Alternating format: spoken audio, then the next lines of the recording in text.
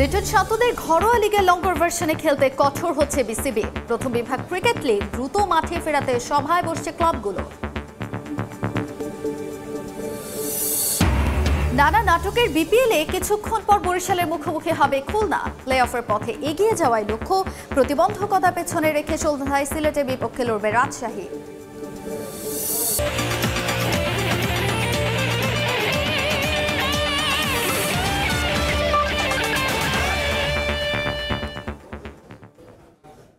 বিশ্বের নানা প্রান্তের খেলাধুলার খবর নিয়ে আমাদের নিয়মিত আয়োজন খেলার সময়, আর এই আয়োজনে আপনাদের সঙ্গে আছি তাজিন খন্দকার। শুরুতে ক্রিকেটের খবর জানাবো। লিটন শান্তদের ঘরোয়া লিগের লঙ্গর ভার্সনে খেলানোর ব্যাপারে কঠোর হচ্ছে বিসিবি। এবার আর নিজ ইচ্ছাতে নয়, বরং জাতীয় দলের ব্যস্ততা না থাকার সাপেক্ষে কেন্দ্রীয় চুক্তিতে থাকা ক্রিকেটারদের খেলতেই হবে ঘরোয়া লিগে, জানিয়েছেন বোর্ডের cricket operations chairman Nazmul Abedin Fahim.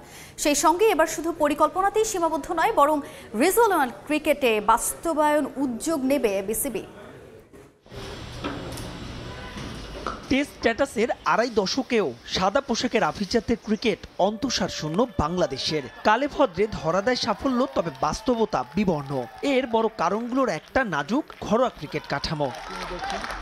বর্তমানে বিসিএল আর এনসিএল 4 দিনের লঙ্গার ভার্সনের দুটো টুর্নামেন্টে অংশ নেন ক্রিকেটাররা, কিন্তু সেখানে অংশ নিতে বড্ড অনীহা জাতীয় দলের অধিকাংশ ক্রিকেটারদের, আলাদা করে বললে প্রতিষ্ঠিত ক্রিকেটারদের।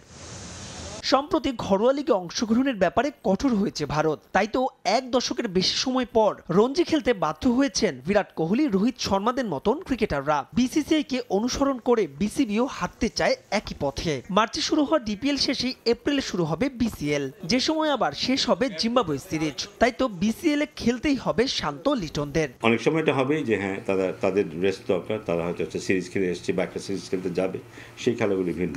কিন্তু ব্যক্তিগত ইচ্ছার উপরেই যে তারা খেলবে কি খেলবে না, এটা শুধু তাদের চয়েস হবে, এটা হওয়া উচিত না। আমার মনে হয় না এটা আমরা সেটা এনকারেজ করব। ভালো স্ট্যান্ডার্ডের ক্রিকেট না হলে ভালো মানের ক্রিকেটাররাও খেলতে খুব বেশি আগ্রহী হয় না, কারণ দিন শেষে এটা তাদের খুব বেশি কাজে লাগে না। সো ওইটাতে ওদেরকে আগ্রহী করে তোলার জন্য 2-3টে ব্যাপার আছে। একটা হচ্ছে যে ভালো কম্পিটিটিভ ক্রিকেটের চেষ্টা করা একটা, আরেকটা হচ্ছে সেটার সবার ফোকাসে যেন আসে সেটাও দেখা। ওখানে ভ্যালুটা তৈরি করতে হবে আমাদের, সেই কাজের দায়িত্বটা আমাদের। আমরা যদি সেটা করতে পারি তখন আমরা ওদেরকে বলতে পারি কিন্তু যে তোমাদের এটা খেলতে হবে। এনসিএল এর দল গঠনেও স্ব বিভাগকে পূর্ণ স্বাধীনতা দিতে চায় বিসিবি। যা করতে হলে আগে বাস্তবায়ন করতে হবে রিজিওনাল ক্রিকেট। এর আগে প্রতিশ্রুতির ফুলঝুরি ফুটিয়েও যা করতে পারেননি নাজমুল হাসান পাপনের বোর্ড। তবে এবার ক্রিকেটের বিকেন্দ্রীকরণকে বাস্তবে রূপ দিতে চায় বর্তমান কমিটি। ব্যক্তিগতভাবে আমি মনে করি যে এটা ভালো করার পূর্বশর্ত, একমাত্র পূর্বশর্ত, অনেকগুলো না, একমাত্র পূর্বশর্ত। এটা করলেই অনেকাংশেই আমরা অনেক গুণে ক্রিকেটকে এগিয়ে নিয়ে যেতে পারবো। এটা প্রশ্ন আসতে পারে যে এখন আসলে তারা কি তৈরি আছে কিনা। আমরা আসলে তাদের তৈরি হওয়ার সুযোগ দিইনি, এত বছরে আমরা তাদের তৈরি হওয়ার সুযোগ দিইনি, এবং এই এক্সকিউজটা দিয়ে যাচ্ছে যে তারা তৈরি না। আমার মনে হয় ছোটো ছোটো পরিসরে আমরা যদি শুরু করতে পারি, হয়তো এমন হতে পারে 6 মাস, 1 বছর, 2 বছর পরে তারা কমপ্লিটলি তৈরি হয়ে যাবে পুরো জিনিসটাকে হ্যান্ডেল করার মতো। বাট ওখানে শুরু করতে হবে আমাদের, এবং সেটা যত তাড়াতাড়ি সম্ভব ততই ভালো। বিসিবির চুক্তিতে চলতি বছর বাড়ছে প্রথম শ্রেণীর ক্রিকেটারদের সংখ্যা, বাড়তে পারে টিএডিএ আর ম্যাচ ফিও।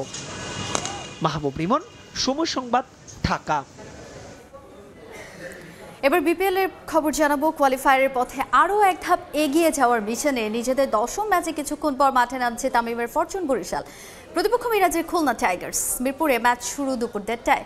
9 ম্যাচে 7 জয়ে আগে এলিমিনেটর রাউন্ড নিশ্চিত করেছে বরিশাল। আগের ম্যাচে 8 উইকেটে বড় ব্যবধানে যারা হারিয়েছে সিলেট স্ট্রাইকার্সকে।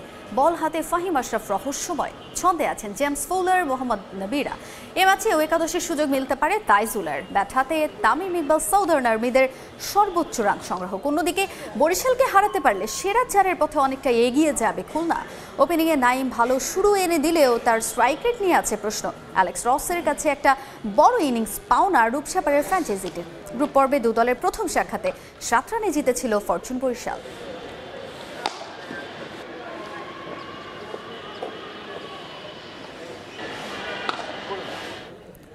রংপুরের বিপক্ষে অবিশ্বাস্য ম্যাচ জয়ের রোমাঞ্চকে সঙ্গী করে গ্রুপ পর্বে নিজেদের শেষ ম্যাচে আজ আবারও মাঠে নামছে দুর্বার রাজশাহী, যেখানে তাদের প্রতিপক্ষ প্রথম দল হিসেবে টুর্নামেন্ট থেকে ছিটকে যাওয়া সিলেট স্ট্রাইকার্স।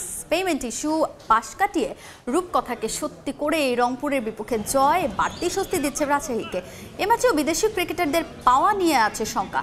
পদ্মাপাড়ের ফ্র্যাঞ্চাইজিটির জন্য বড় মাথা ব্যথা তাদের ব্যাটিং লাইন আপ। সন্ধ্যার ম্যাচ বলেই ডিউ রাখবে গুরুত্বপূর্ণ ভূমিকা।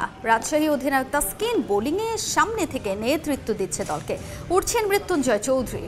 অন্যদিকে আগে টুর্নামেন্ট থেকে বিদায় নিলেও শেষটা রাঙাতে চেয়ে সিলেট। দু দলের প্রথম দেখায় ৬৫ রানের জয়ে রাজশাহীরই আধিপত্য। এ ম্যাচেও ফেভারিট তারাই।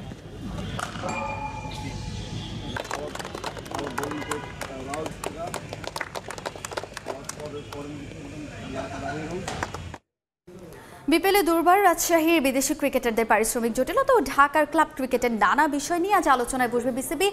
এই মুহূর্তে মিরপুরের শেরে বাংলা ক্রিকেট স্টেডিয়ামে আছেন আমার সহকর্মী মাহবুব রিমন। আরও খবর জানতে সরাসরি যাচ্ছি তার কাছে। রিমন,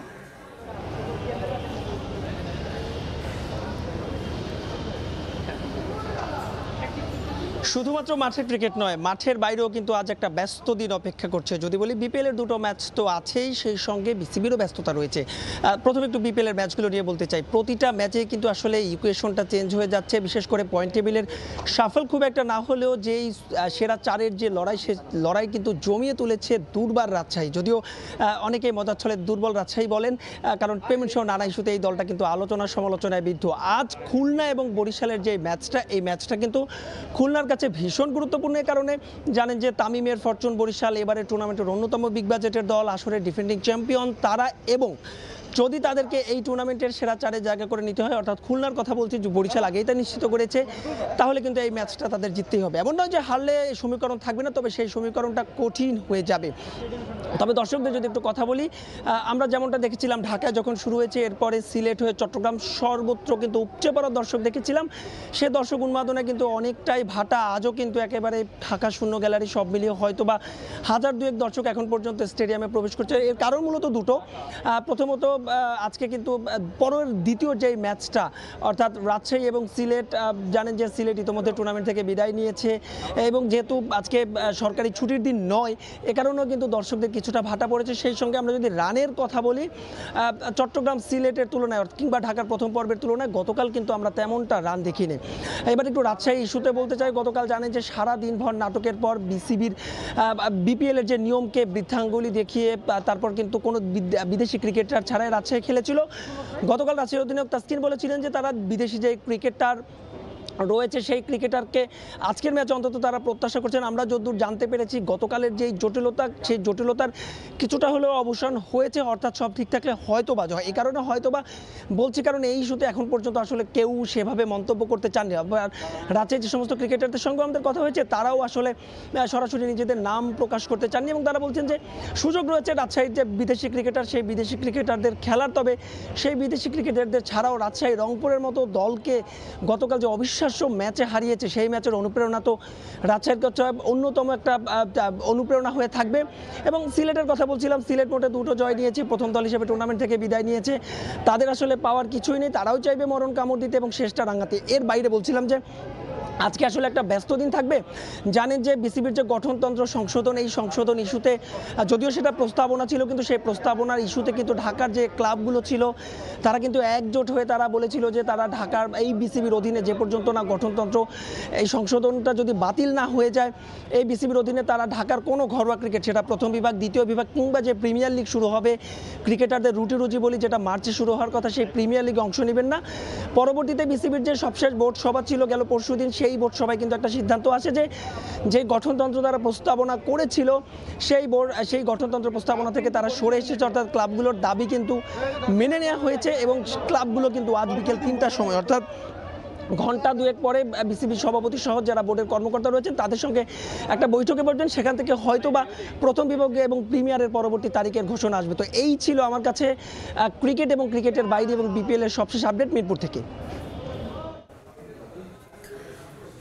দুর্বার রাজশাহীর ফরেন ক্রিকেটারদের পারিশ্রমিক জটিলতা এবং ঢাকার ক্লাব ক্রিকেটের নানা বিষয় নিয়ে আলোচনায় আজ বসবে ক্রিকেট বোর্ড। সেখানে আছেন আমার সহকর্মী মাহবুব রিমন, সেখান থেকে সবশেষ খবর জানাচ্ছিলেন আমাদের। এর আগে বিপিএলের পারিশ্রমিক ইস্যুতে দেশের ক্রিকেটের সম্মান ধুলোয় মিশিয়ে দেয় দুর্বার রাজশাহীর ক্রিকেটাররা। টাকা না পেয়ে মাঠেই যাননি পদ্মাপাড়ের দলটির বিদেশি ক্রিকেটাররা। দেশি ক্রিকেটারদের নামমাত্র অর্থ দিয়ে ম্যাচ খেলতে রাজি করায় কর্তৃপক্ষ। তবে বিদেশিদের সমস্যা সমাধানের চেষ্টা করেও ব্যর্থ বিসিবি। এ ঘটনায় ক্ষুব্ধ ক্রিকেট প্রেমীরা। দৃষ্টান্তমূলক শাস্তির দাবি সাবেক পরিচালকের। অর্থ নাকি দেশের সম্মান? দুর্বার রাজশাহী কর্তৃপক্ষের কাছে এই প্রশ্নটা এখন সবার। চেষ্টা করে বিসিবিও পারেনি সমস্যা সমাধান করতে। রংপুরের বিপক্ষে ম্যাচের দিন সকাল থেকে আলোচনা, ম্যাচ বয়কট করতে পারেন দুর্বার রাজশাহীর ক্রিকেটাররা। ঘটনা যখন চলে যাচ্ছিল নিয়ন্ত্রণের বাইরে, তখনই বিসিবির চাপে তড়িঘড়ি করে ক্রিকেটারদের কিছু পারিশ্রমিক দিয়ে খেলতে রাজি করানোর চেষ্টা করে ফ্র্যাঞ্চাইজি। পরে অল্প অর্থ পেলেও দেশের সম্মানের কথা চিন্তা করে মাঠে নামতে রাজি হন তাসকিন বিজয়রা। তবে সামাজিক যোগাযোগ মাধ্যমে বিজয়ের পোস্টের ক্যাপশন দেখি বোঝা গেছে কতটা কষ্ট করে অর্থ পেয়েছেন তারা। বিজয়রা রাজি হলো, কথা অনুযায়ী পারিশ্রমিক না পাওয়ায় মাঠে যাননি রাজশাহীর রায়ান বার্ল, মোহাম্মদ হারিস, সামারাকুন সহ বিদেশি ক্রিকেটাররা। তাদের বোঝাতে বিসিবিও চেষ্টা করে অনেক। জাতীয় দলকে বহন করা গাড়িটাও পাঠিয়ে দেয় তাদের জন্য। তবে ঘন্টার পর ঘন্টা চেষ্টা করেও বিদেশি ক্রিকেটারদের মাঠে নিতে রাজি করাতে পারেনি বিসিবি ও রাজশাহী কর্তৃপক্ষ। এমন ঘটনা স্বাভাবিকভাবেই প্রশ্নবিদ্ধ করছে বিপিএলকে। বিশ্বের বুকে দেশের নামটাকেও কলঙ্কিত করছে পদ্মাপাড়ের দলটা। তাই ক্ষুব্ধ ক্রিকেট প্রেমীরা। ভবিষ্যতে বিপিএলে বিদেশি প্লেয়াররা যারা আসতে চায় বা আসার জন্য প্রস্তুত থাকে, এটা বিপিএলে অনেক প্রভাব পড়বে। এরকম একটা লজ্জাজনক ঘটনাতে আমরাও আসলে খুব নিজের কাছে খারাপ লাগতেছে। এই ধরনের ফ্র্যাঞ্চাইজি বয়কট করা উচিত। এই ধরনের ফ্র্যাঞ্চাইজি যাতে আর নেক্সট টাইমে কোনো আয়োজনে না আসে, আমরা সেই দাবি জানাবো। অনাকাঙ্ক্ষিত এই ঘটনার পর ভবিষ্যতে বিদেশি ক্রিকেটারদের বিপিএলে আসা নিয়ে জেগেছে শঙ্কা। তাই রাজশাহী কর্তৃপক্ষকে কঠোর শাস্তি দেওয়ার পক্ষে সাবেক পরিচালক, যা শিক্ষা হয়ে থাকবে অন্য ফ্র্যাঞ্চাইজির জন্য। ব্যর্থতার দায় বিসিবিকে নিতে হবে। শাস্তির যেসব বিধান আছে তা পরিপূর্ণভাবে 100% অ্যাপ্লাই করতে হবে। যদি থাকে যে ফ্র্যাঞ্চাইজিকে জরিমানা করা, একটা বড় অঙ্কের জরিমানা করা, তাকে আর আজীবনের জন্য ফ্র্যাঞ্চাইজি দিতে না দেওয়া, এরকম অনেক কিছু থাকতে পারে। যাই থাকুক, সেটা সম্পূর্ণভাবে দুর্বার রাজশাহীর ফ্র্যাঞ্চাইজির বিরুদ্ধে সেটা অ্যাপ্লাই করা উচিত এবং আইনগত ব্যবস্থা নেওয়া উচিত। একদম সুন্দর করে কন্ট্রাক্টে লেআউট করা আছে, এটার আপনারা দেখবেন অ্যাকশন। এটা হতে পারে, দিস ইজ আনএক্সেপ্টেবল। টুর্নামেন্টের বৃহত্তর স্বার্থে আমরা অনেক কিছু একসেপ্ট করে, স্যাক্রিফাইস করে একসেপ্ট করে নিয়েছি, but it is not acceptable. BPL এর নীতিমালা বলছে টুর্নামেন্ট শুরুর আগেই প্রতিটা ফ্র্যাঞ্চাইজিকে জমা রাখতে হবে ব্যাংক গ্যারান্টি। সেই নীতিমালাটা মানলে হয়তো এমন দিন দেখতে হতো না বিসিবিকে। তামিম হোসেন, সময় সংবাদ, ঢাকা। ক্রিকেটারদের ভালো খেলার অনীহার কারণে বিপিএল এর প্রথম রাউন্ড থেকে ছিটকে গেল সিলেট স্ট্রাইকার্স। বিদেশি ক্রিকেটারদের কাছ থেকেও প্রত্যাশা অনুযায়ী সার্ভিস পায়নি ফ্র্যাঞ্চাইজিটি। আসর থেকে বিদায় নিশ্চিতের পর এভাবেই ক্রিকেটারদের উপর দোষ চাপালো টিম ম্যানেজমেন্ট। তবে প্লেয়ার সিলেকশন নিয়ে চারিদিকে সমালোচনা হলেও এ বিষয়ে কোনো মন্তব্য নেই কর্তৃপক্ষের। একের পর এক ধাক্কা, হতাশা আর অপূর্ণতা, এই সবগুলো কথা একেবারে মিলে যায় সিলেট স্ট্রাইকার্সের সঙ্গে। বিপিএলের শুরু থেকেই শনির দশা পিছু ছাড়ছে না দলটার। ঢাকা পর্বের ব্যর্থতা ঘোচাতে হোম গ্রাউন্ড ছিল ভরসার বড় নাম, কিন্তু সেখানে গিয়েও যে ভাগ্য বদল হলো না চায়ের দেশের ফ্র্যাঞ্চাইজিটির। আর এবার তো আশার সবটুকু আলো নিভে গেল তাদের। বিপিএলের 11তম আসর থেকে কাগজে কলমে ছিটকে গেল সিলেট। জয়হীন থেকে ঢাকা পর্ব শেষের পর সিলেট পর্বে গিয়ে মোটে 2 জয় সঙ্গী করে চট্টগ্রামের বিমান ধরে স্ট্রাইকার্স, কিন্তু সেখানেও হারের পর হার। এবার কাগজে কলমে কঠিন সমীকরণের সামনে সিলেটের ফ্র্যাঞ্চাইজিটি। আসর থেকে বিদায় প্রায় নিশ্চিত তাদের। এমন ব্যর্থতার দায় এড়ানোতেই ব্যস্ত টিম ম্যানেজমেন্ট। প্লেয়ার সিলেকশন নয়, বরং ক্রিকেটারদের ভালো খেলার অনীহাকেই দুষলেন দলের কোচ মাহমুদ ইমন। প্লেয়ার সিলেকশন আমাদের, আমি যেটা মনে করি যে কোচ হিসাবে আমার টিমের এটা আমাদের জন্য ঠিকই ছিল। কিছু কিছু ম্যাচে যেগুলো আমাদের পক্ষে আনা সম্ভব ছিল, এই ম্যাচগুলোতে আমরা ওই মুভমেন্ট, ওই সিচুয়েশনগুলোতে আমরা ঠিকমতো আমাদের যে জায়গাতে, ওই জায়গাতে আমাদের একটা পার্টনারশিপ দরকার ছিল।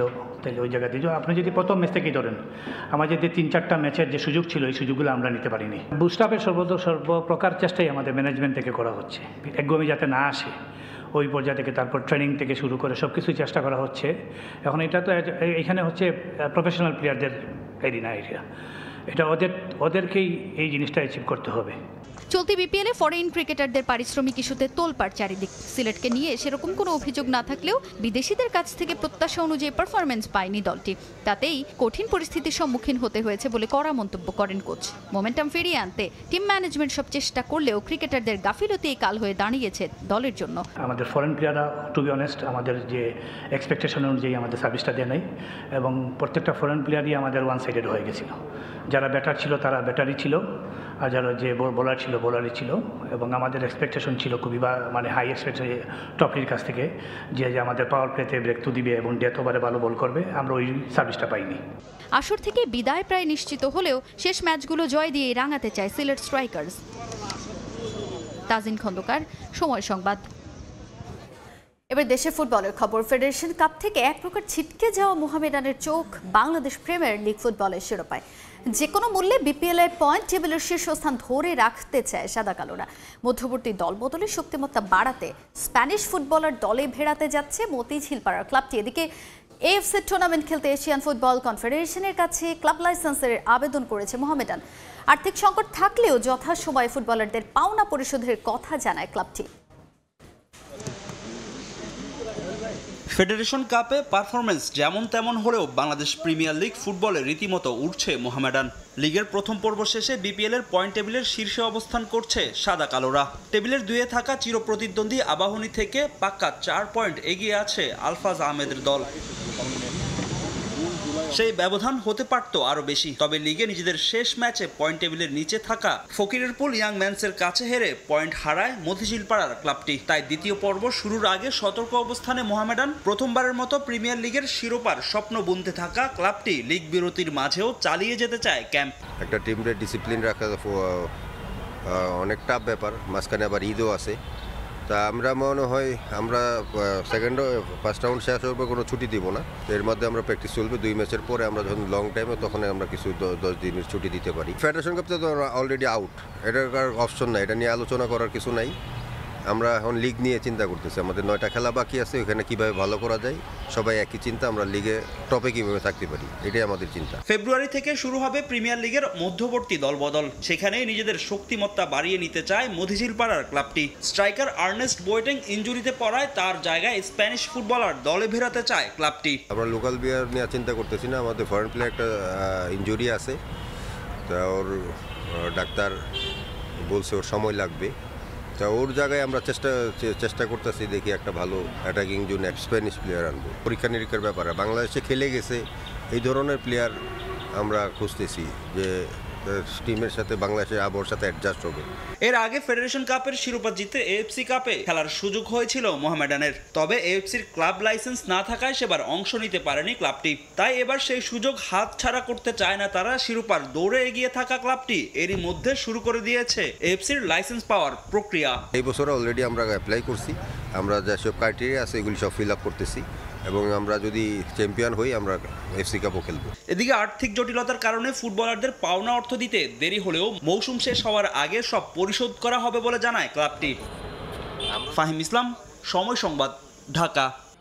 দেশব্যাপী তারুণ্যের উৎসব উপলক্ষে মুন্সিগঞ্জে অনুষ্ঠিত হলো অনূর্ধ্ব-17 জাতীয় গোল্ড কাপ ফুটবলের নারী ও পুরুষ ইভেন্টের ফাইনাল।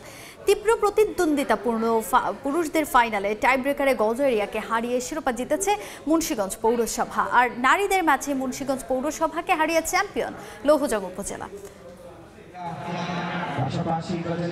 ফুটবল উৎসবে সাজরব। জাতীয় অনূর্ধ্ব-17 গোল্ড কাপ ফুটবলে জেলা পর্যায়ের চূড়ান্ত খেলা উপভোগে বিপুল দর্শকের উপস্থিতি। রোববার মাঘের বিকেলে ধলেশ্বরী তীরের মুন্সিগঞ্জ স্টেডিয়ামে তারুণ্যের মেলা। এমন পরিবেশে স্বাগতিক মুন্সিগঞ্জ পৌরসভার সাথে মেঘনা পাড়ের গজারিয়ার চূড়ান্ত লড়াই। নির্ধারিত 70 মিনিটে কেউ গোল করতে পারেনি। টাই ব্রেকারেও একের পর এক নাটকীয়তা। সমর্থকদের মধ্যে শ্বাসরুদ্ধকর উত্তেজনা। 11টি করে শট মারার পর গোলরক্ষক জারিফের দৃঢ়তায় জয়ের আনন্দে ভাসে মুন্সিগঞ্জ পৌরসভা। 7-8 ব্যবধানে জয় পেয়ে বালক গ্রুপে চ্যাম্পিয়নের গৌরব অর্জন করে তারা। এর আগে একই মাঠে বালিকা গ্রুপের লড়াইয়ে 1-0 গোলে মুন্সিগঞ্জ পৌরসভাকে কাঁদিয়ে ট্রফি ছিনিয়ে নেয় পদ্মা পাড়ের লৌহজং উপজেলার তরুণীরা। আজকে এখানে এসে আমরা যে জিততে পেরেছি এটার জন্য আমি অনেক খুশি। ভাবি নাই যে আর কি এখানে এসে আমরা জিতে যাবো, কিন্তু আমাদের মনের মধ্যে জোর ছিল, এই জন্য আমরা জিতে গেছি। এত ট্যালেন্টেড কিছু ছেলে এবং মেয়ে পেয়েছি যারা এবার জাতীয় পর্যায়ে আমি মনে করি যে তারা এবার ভালো করবে। প্রচুর দর্শক আসছে মাঠে, এবং আমরা আশা করব আগামীতে আরো দর্শক আসবে এবং ফুটবলের উন্নয়ন হবে। অনুষ্ঠানে প্রধান অতিথি হিসেবে উপস্থিত ছিলেন অন্তর্বর্তীকালীন সরকারের উপদেষ্টা আদিলুর রহমান। স্টেডিয়ামে তরুণদের ব্যাপক অংশগ্রহণে উচ্ছ্বাস প্রকাশ করেন তিনি। জুলাই 36-এর অভ্যুত্থানের ফলশ্রুতিতে বাংলাদেশ যে স্বাধীনভাবে তারুণ্যের উদ্দীপনা সৃষ্টি করতে পারছে সেটাই আজকে প্রতিফলিত হলো মুন্সিগঞ্জের স্টেডিয়ামে।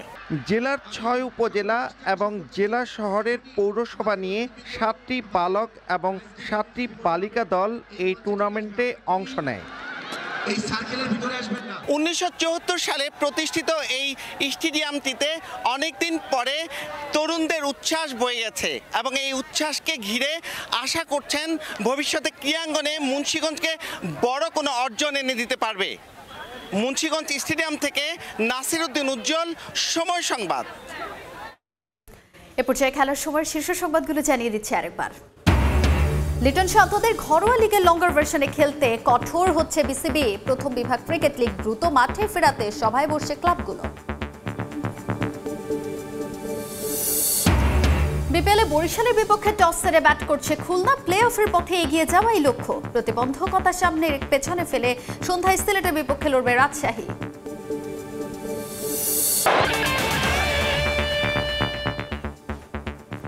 এই ছিল খেলার সময়ের এখনকার আয়োজনে। সঙ্গেই থাকুন সময়।